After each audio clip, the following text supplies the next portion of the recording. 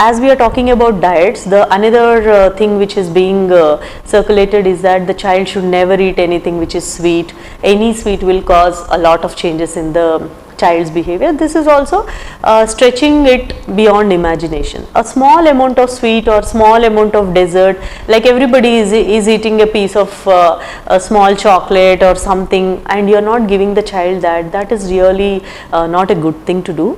So sweet is not directly linked to autism in any which way, and even for ADHD, in which most of the theories have come up that the sugar consumption is more, then the ADHD is becoming more. Actually, it is not related in that way, in a direct way. What they have seen is the child who is prone to this ADHD behavior, they already are like low on the dopamine, that is a kind of molecule in the brain. So they are always seeking this through their activity. That's why they are all at all times so hyperactive and all. So they crave for these sugars. It is not that sugar is causing ADHD. ADHD kid may crave for a little bit of more sugar. And when they are taking too much of these sugars or junk food, body releases a lot of insulin. Suddenly insulin spurt will be there. So again their sugar levels will fall, crash very fast, and that hunger will trigger a frustration or a kind of stress response in them, and this may cause a little bit of more restlessness or inattention. This is the whole theory behind this. But again, interestingly, most of the scientific studies have not shown any conclusive evidence that sugars can cause ADHD. It is the other way around. ADHD kids tend to eat more sugars because of the way their body is functioning. So whatever said, avoiding junk, avoiding processing food is definitely good.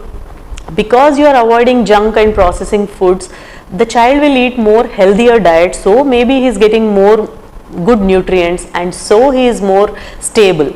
In that way you can take it, but not like a direct evidence that today he has eaten sugar so he is so hyperactive today, or the hyperactivity is being caused by sugars is not a true statement to say. And there are many studies to support that there is no direct evidence between the sugars and ADHD.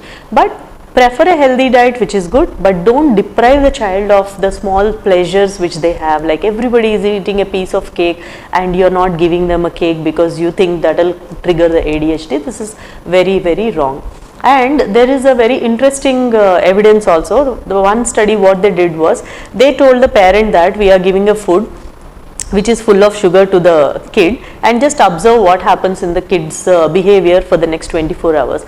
And surprisingly, most parents reported that yes, the child was very hyperactive, but they didn't know that what food was given to them was a placebo. That means there was no sugar in it, but they were told that there was sugar in it. So this kind of bias happens.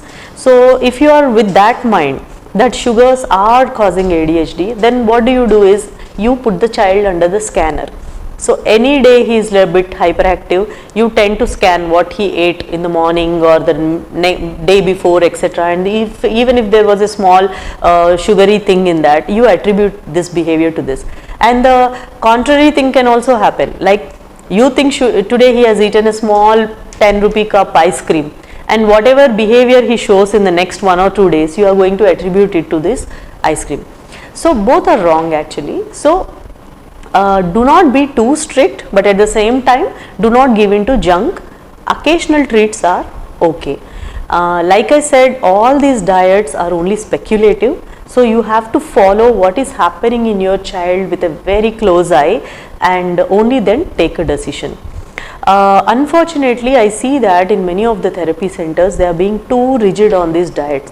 So any behavior which is not very positive is shown by the child, that day they immediately blame on the diet, like what did the child eat in the morning, what did he eat yesterday, etc. And they are going to this extent also that if he has eaten a chocolate today, they are saying like 15 to 20 days also the effect will last, so all the therapy which we have done will not be of use and all this is pushing the parents into a lot of stress.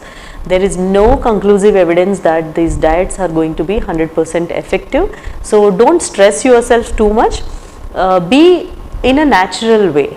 Eat healthy, avoid junk, occasional treats are fine. If you want to try GFCF, try in a proper way for a limited amount of time, 3 months. If you see changes, you can continue, but take good other supplements, like you are not giving protein and calcium because you are avoiding all this, so you can supplement it with like good amount of dry fruits, ragi, millets, and beans, egg, chicken, etc. And if you didn't really find any difference after 3 months, please go back to the normal diet. It is not going to cause any harm. How we are able to say it so strongly is, if you are blaming gluten for the cause of autism, in that case it should be of a much higher prevalence in North India, because you all know that North Indian diet is completely a wheat based diet, but we really don't see any differences between North India and South India in terms of prevalence of autism or these diets, etc. Parents, don't get too stressed about these diets. They may help only in a small proportion of children.